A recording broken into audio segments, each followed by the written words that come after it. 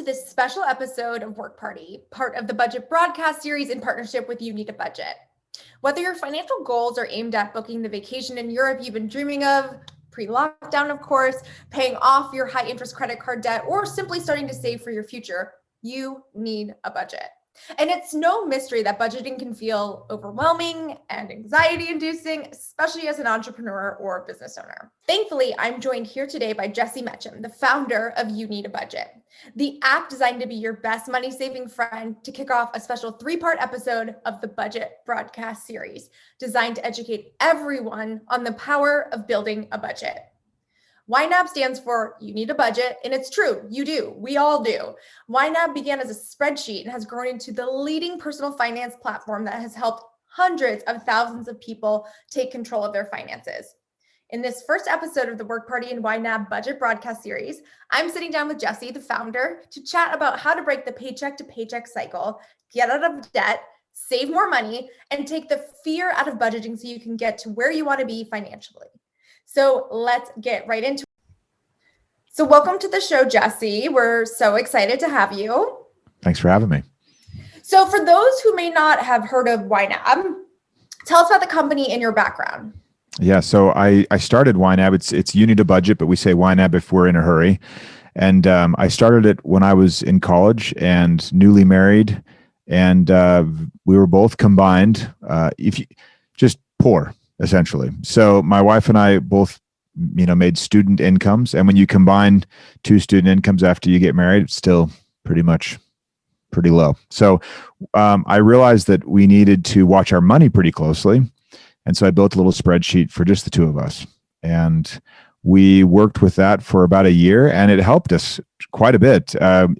Despite our meager income, we were able to save a little bit, and we were on the same page with our money, which was fantastic as a newly married couple.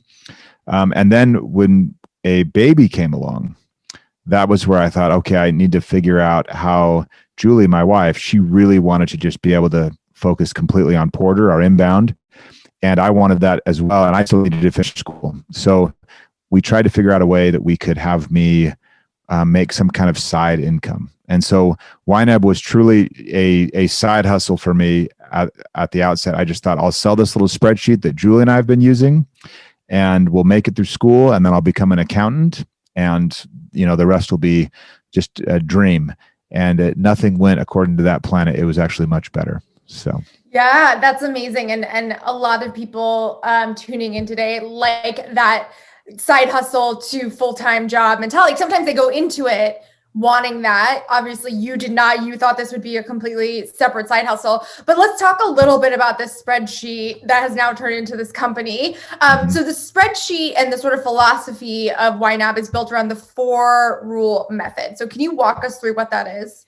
Yeah, so the spreadsheet originally was just for me and Julie. And then as I tried to sell it and explain it to people, I realized that we had these rules kind of implicitly built in. And the first rule was to give every dollar a job. And so that meant that Julie and I would sit down and we would say, well, okay, here's the money that we have. What should it do?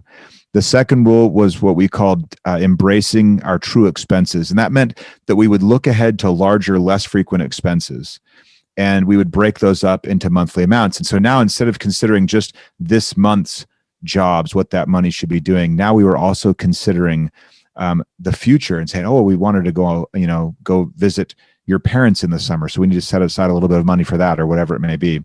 Our third rule, it was a little weird, but we had to make a rule for it, and it was the idea that you roll with the punches, meaning if things don't go as planned with the budget, that you're allowed to change the budget and adjust to new information. And then our last rule, we call it aging your money, and it essentially means that money, and this is especially critical for people that deal with volatile up and down income. It's the idea that money that you earn today, that dollar you earn today, you won't need for 30 to 60 days. And it's the idea of breaking that paycheck to paycheck cycle. If you follow the first 3 rules, that 4th rule kind of handles itself. And so that's it. That's the 4 rules. And we built a company basically teaching people those 4 rules. And then the software helps people implement what we teach.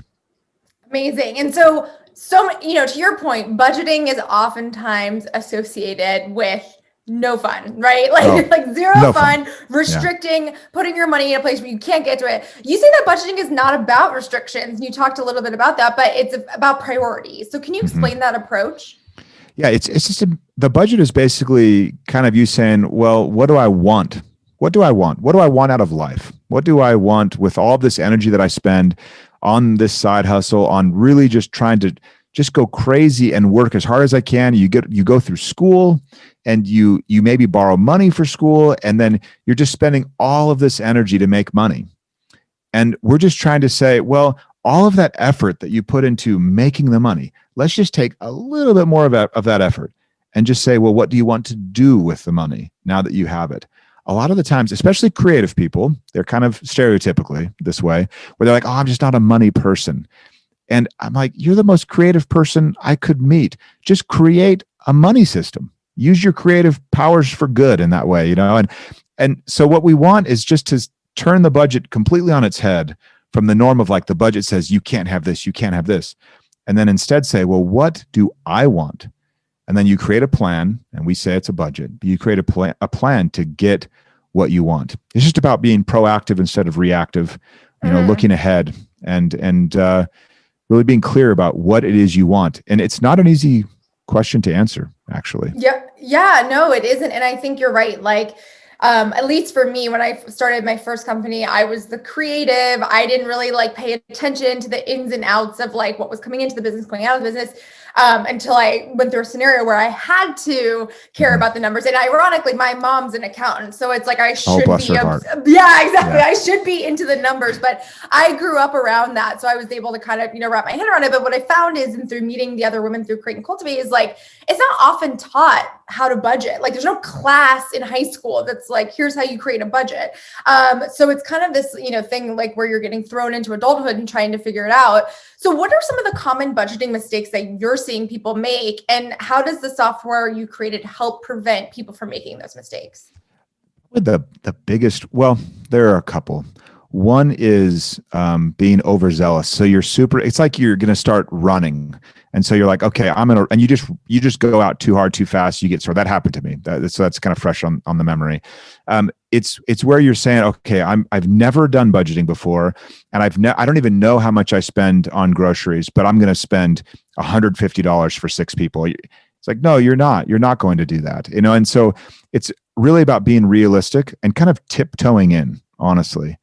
There should be a lot of forgiveness built in as well. We tend, when we're excited about something, we're like, this is going to change our lives. This is going to be everything. And here I am telling you, it will change your life, but it will change your life slowly.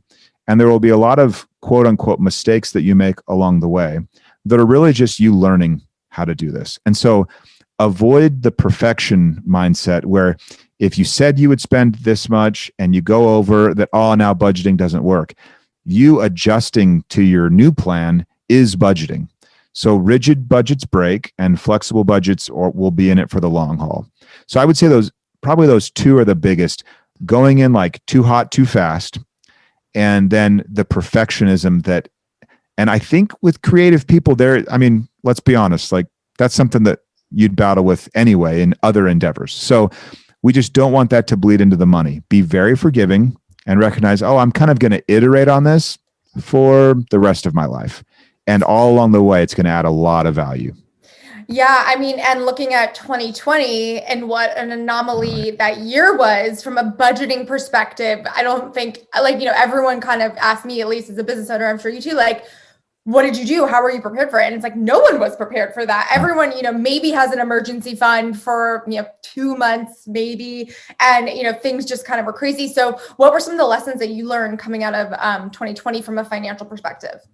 Yeah, one was more buffer, more of an emergency fund. It's interesting because before this, for years and years, decades, financial advisors, and I'm, one of them would say 3 to 6 months of expenses. And then 2020 hits, and suddenly you're not the insane one if you're saying, I'd like to have a year on hand. Now, obviously, that's very aspirational for most people, but that idea is no longer just patently absurd, where it would have been just a little while ago.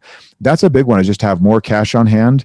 I think looking at your business from a risk standpoint and asking yourself kind of what are my worst case scenarios, and then do I have a written plan that would kind of give me some clarity in the event of a worst case scenario. You don't want to go there all the time, because I feel like it'll kind of freeze you in your tracks if you just spent your life thinking about the worst things possible. But spending a little bit of time there brainstorming the worst could be useful. And it doesn't mean that you suddenly need to build all of these safety nets, but it just might mean you've written down, hey, if this happens, this is what I will do to start to get out of it. And you're thinking clearly ahead of time, so that when the crazy hits and the clear thinking is tougher to come by, you'll have already done a lot of that headroom or that work. But I'll be honest. I mean, this is from one business owner that was at the same time, I'm like, what is going on? And so to pretend that I have all the answers there, I'd be misleading everybody. Yeah, no, same. And ironically, like, I always live in worst case scenario, even pre 2020. Like, but that's a good point. You're like, you should not live there. But like, I always, and like my COO laughs at me and stuff, but I'm just like, okay, well, what if, and it served us really well in 2020, but I mean, you're right. It's a little depressing, but it is important to have, maybe spend a little bit of time there. So as many entrepreneurs know, launching a business or starting a side hustle oftentimes requires some sort of upfront capital, usually their own, to get it going. So where is the most important area for a new business owner with limited funds to focus their financial energy? And what advice can you share to help them make the most of that runway that they maybe have? Yeah. So when I started, I had $63. That was how much Julie and I had squeezed out of our own personal budget, because it always is personal at first. And we spent it on, everyone's going to hate me, but we spent it on Google Ads.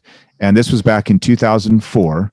And we paid 5 cents per click to get that. So $63 went, I mean, we had like 1,000 visitors. And it actually was, but the point was for us, it was enough to have it tested to see, okay, out of 1,000 people, will there be, I don't know, 10, 15, 20 people that will take?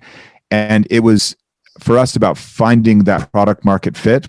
And that was where all the money went. I mean, if you were to go back and please don't, if you look at our website from 2004, with the Wayback Machine, it's a joke, but I didn't spend it on a logo. I didn't spend it on website design. I did it all myself, because you only have what you have. But yeah. I did know that I needed to put money where I could see that potential customers were coming, and to see if the sales pitch resonated. It didn't. And so then I had to change some things. And then I got a little bit of resonance, and then you just iterate from there. What you want to avoid is spending money making it look like you are making more money than you actually are. So you need to spend money to get to value. And that doesn't look like business cards and swag and all those things that people like to get started with because it's fun, So spend your money where you will learn the fastest way possible.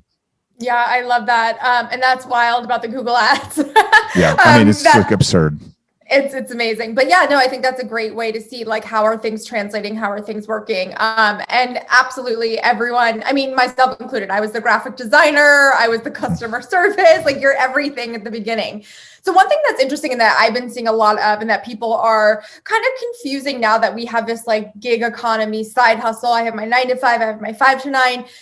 There can oftentimes lead to a bit of a messy overlap when it comes to personal and business funds. And no one really knows, like, there's that hilarious thing about, the write-off where it's like, no one knows what a write-off is. But What advice can you share on budgeting for a transition period where maybe you have a 9 to 5, but you also have a side hustle, and maybe you're doing some gig economy type work or freelance work?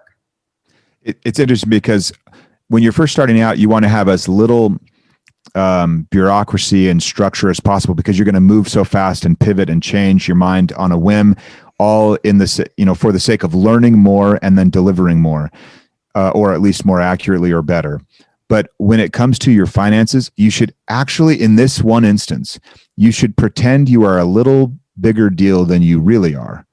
And you should keep things separate, and as if you had your mom as the accountant there to be like, no, this is a real business. Even though we know it's not a real business yet, you're totally just grassroots getting things started, but pretend it's a bigger deal than it is. And all that means is separate bank accounts. And if you're using YNAB, you would use 2 separate budgets.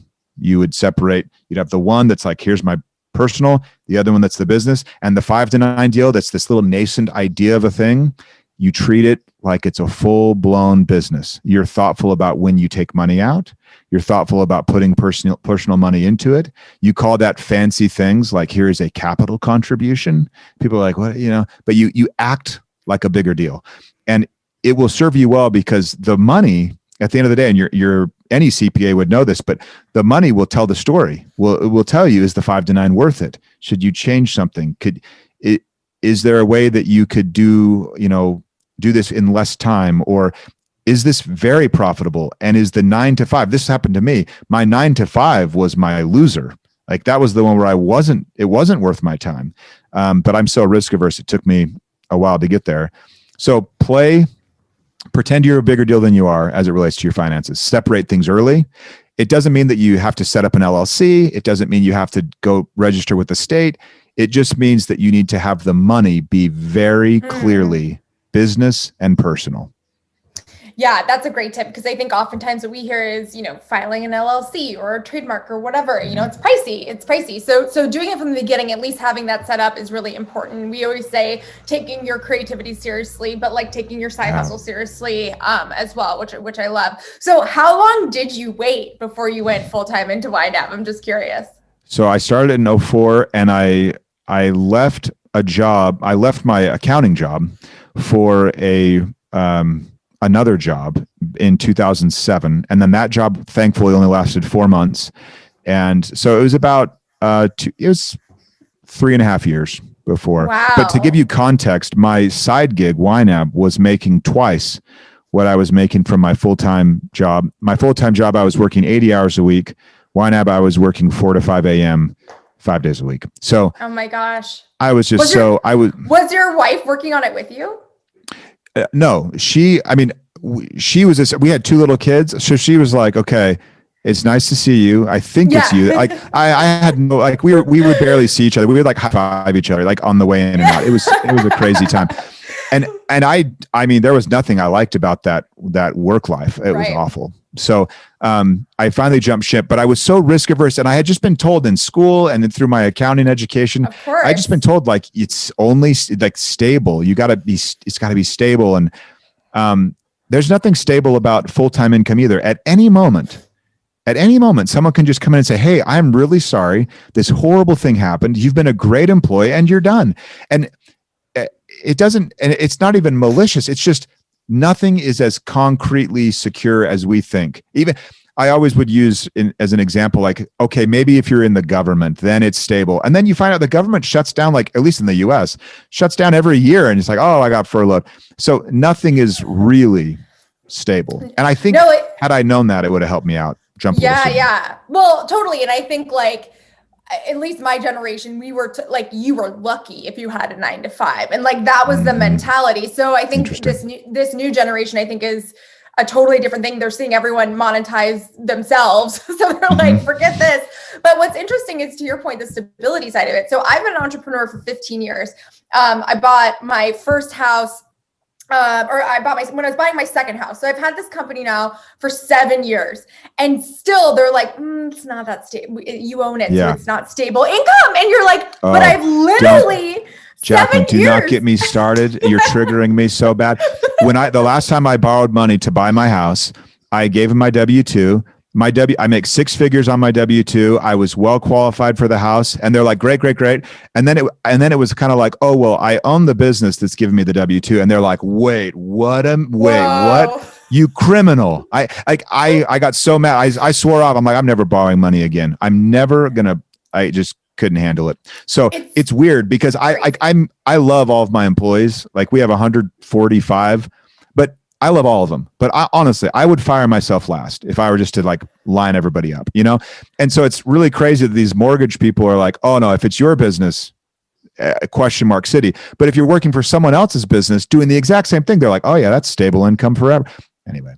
total tangent. I can't believe you tricked me on that one. I'm sorry, but it's true. And it's so funny because all my fellow like female founders all message they're like, was it this much of a nightmare? I'm like, oh yeah. Oh yeah. Welcome. It's awful. It's insane. Okay. Well, we'll get back. We're back on track now, but here we go. Let's talk a little bit about the paycheck to paycheck cycle. So obviously this is a huge issue. What tips can you share on breaking that cycle? I don't want to beat a dead horse here, but really if people follow especially the first rule, if they're giving every dollar a job, they will. I mean, I've been doing this 17 years. There is a group of people that are making such a small amount of income that they actually can stretch a dollar far further than you and I can even imagine. But there is a whole huge population that once they become aware of what their money is doing and then ask themselves, what should my money do? Like planning ahead just a little bit, they find extra money. It's like they were given a raise. And so that intention, putting intention behind your dollar, it's not that I'm saying don't spend your money here, don't buy this, don't buy that, not at all. But you will naturally see places where once you are clear on what you want your money to do, you will see it doing things you did not want. And you'll just be like, oh, I'm going to stop. It's interesting because it's not like you're depriving yourself. You're just saying, oh, I don't want that. I didn't know it was doing that before, but I clearly don't want that now. And people will say, oh, I feel like I got a raise. And so the fastest way to get out of the paycheck to paycheck cycle is to follow the 4 rules. Amazing. Give every dollar a job. When I'm signing on to YNAB, what do I need to bring to the table? Do I connect my bank accounts? Am I giving you my income versus expenses? Do you plug everything into and it delivers out the formula of what you should be doing? Well, the formula is highly, highly personal. So your categories and mine could look, I mean, there'd be some similarities, like we both want to live in, shelter. Beyond that, it'll get different. And so what we do is, like, if I were coaching you right now, I'd be like, okay, Jacqueline, this is just between you and me. What's in your bank account? And you're like, oh, I don't know. It's about, I'm like, no. Pull out your phone. Tell me the amount. And let's say it's average, which is shockingly $300. That's the average. It's people make money, but it just plummets quickly. So the average is around $300. And I would simply ask you this question. I say, Jacqueline, with $300 that you have on hand, what do you want that money to do before new money comes in? And you, if you were like everyone else, you would say, well, actually, I have a client that's going to pay me they told me they pay me Thursday. So that, and I'll be like, no. We only deal with money on hand. Even if you were to say, well, tomorrow, the government is going to guaranteed deposit in my bank account a stimulus. I'd say, don't care. We'll do this exercise tomorrow too. So what does that money need to do before you're paid again, the $300? What would happen was you would say, well, it's not very much. So the answers are pretty obvious. It needs to do this, this, and this. And then we'd be done. Tomorrow, when new money came in again, you would just say, what does that money need to do before I'm paid again? You don't do that every single day because it would get tiring. But through following the 4 rules, you build up a cadence where pretty soon, monthly, even as a freelancer, you would be looking at money you had earned over the prior month, and it's all sitting there ready for the next month. And you'd be allocating that and say, okay, this money needs to do this money needs to do that. And whether it's business finances, personal finances, it's the same rule. What's your bank account balance? What does that money have to do? And then you just go from there. And your priorities are not my priorities. And I love your priorities because they're yours. And that's the beauty of budgeting. It does what you need it to do. I love the cash in hand philosophy because for instance, like I've run all my businesses on cash. I think in cash. I'm like, I have this much right now. I can spend this much. We recently switched to accrual like the past couple years. And I cannot I truly cannot wrap my head around it. And our CEO is like, it's okay, just keep making money. But like, it's so challenging to like think I just am too risk averse because I just want to focus on like, what do I have right now that I can like pay my team or whatever it might be. So I think that's a great mentality to bring into your life as well. So let's talk about debt a little bit. So what advice would you give to entrepreneurs who've maybe maxed out credit cards on building a budget, not only for themselves, but also their business? Yeah, it's interesting because when there's a line of credit available, what we're trying to do, kind of taking a step back, big picture, is we're trying to induce scarcity into your thinking. and not in a negative way. Like you're risk averse, but you clearly are optimistic, or else you wouldn't have done what you've done. So you're an optimist with some risk aversion. Perfect. When people are spending money that's not theirs, when they're not spending cash, when they're borrowing, they're not as, I'll say it this way, they haven't yet felt what it's like to run out of money. They would say, oh no, I don't have money. I'm clearly don't have money. That's why I'm borrowing. But as soon as you swipe the card, you've kind of walked past zero, and you haven't confronted the brutal, harsh reality of you do not have cash, because you can just swipe. And the swiping, the ease of credit available, it robs you of the chance for your brain to solve a problem. And the reason I feel passionate about this is because when Julie and I were there, and we both non-negotiable, we were like, we're not going to borrow money for Jesse to finish school. Julie already finished school, but she was in social work, which they don't pay you a ton. So the idea of her staying, making $10 an hour, or just spending time with this newborn, we were like, we're doing the newborn thing. So she's just doing the mom thing, and I have this master's degree I need to get. I did not want to borrow money. The only reason that I built YNAB was because my brain found a solution, and I'm not the brightest bulb in the closet, but it found a solution that said, oh, you don't want to borrow money, and Julie's income has disappeared. So how do you solve this? And we came up with something. Scarcity is a huge positive. And debt in and of itself, it's not like you shouldn't feel shame about it. You shouldn't feel bad. It's not some moral thing.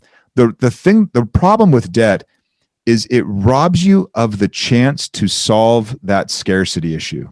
And so you get to keep ignoring it and keep kind of kicking the can down the road until one day you can't kick it any further.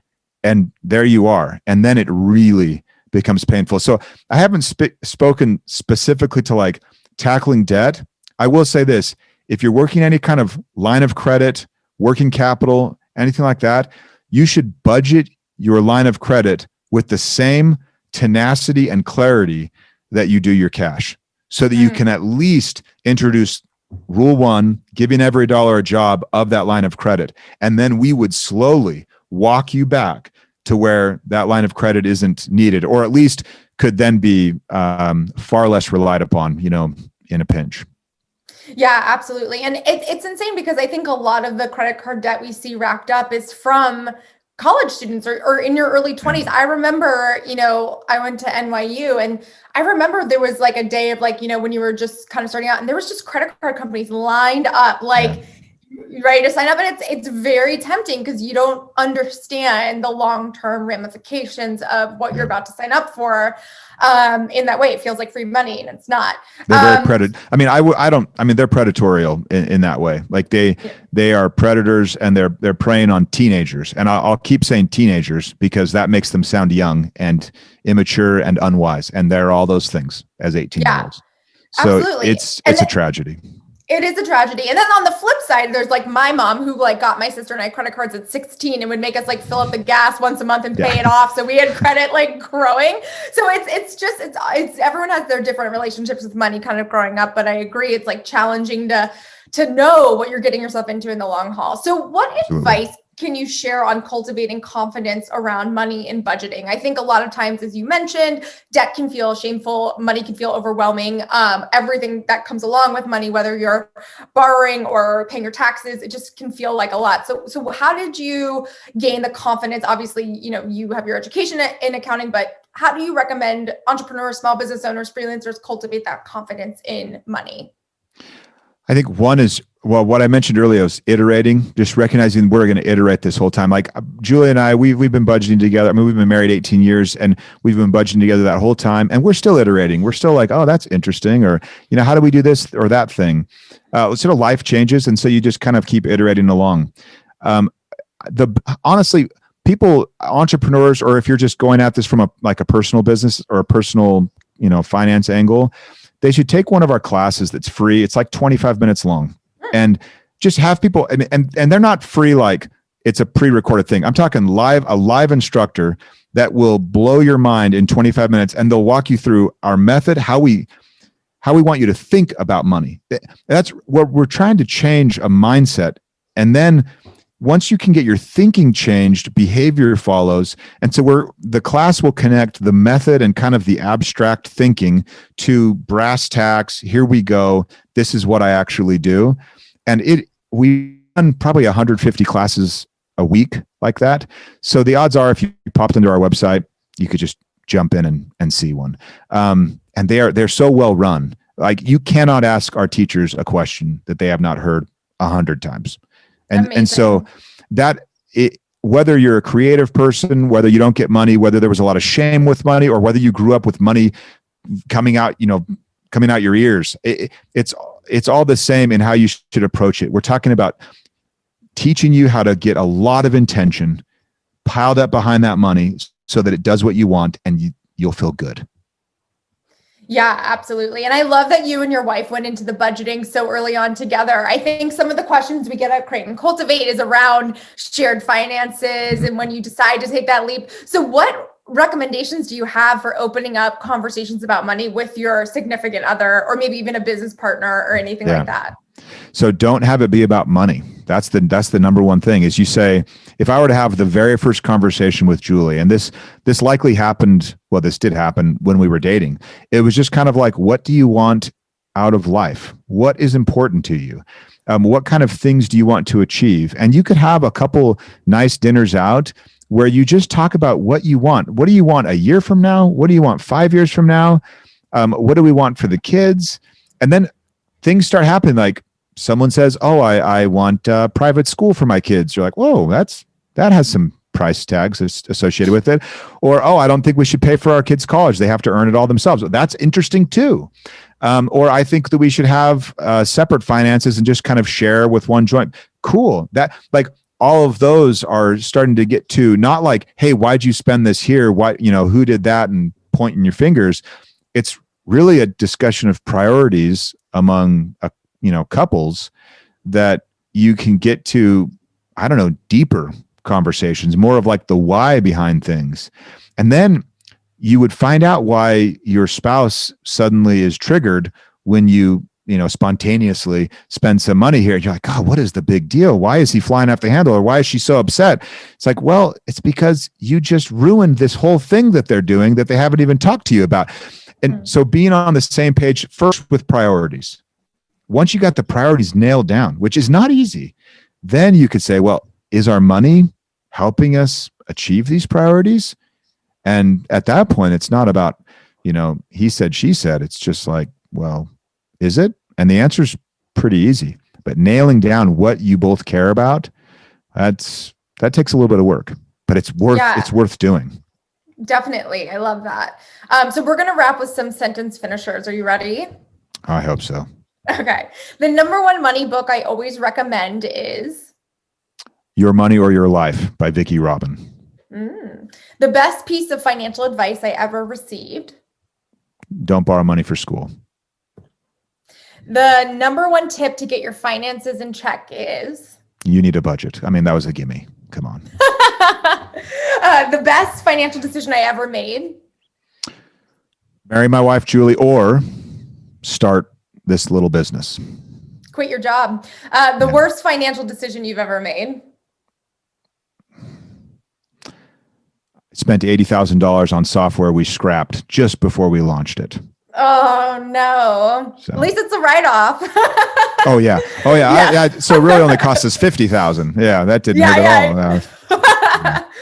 Wealth is options.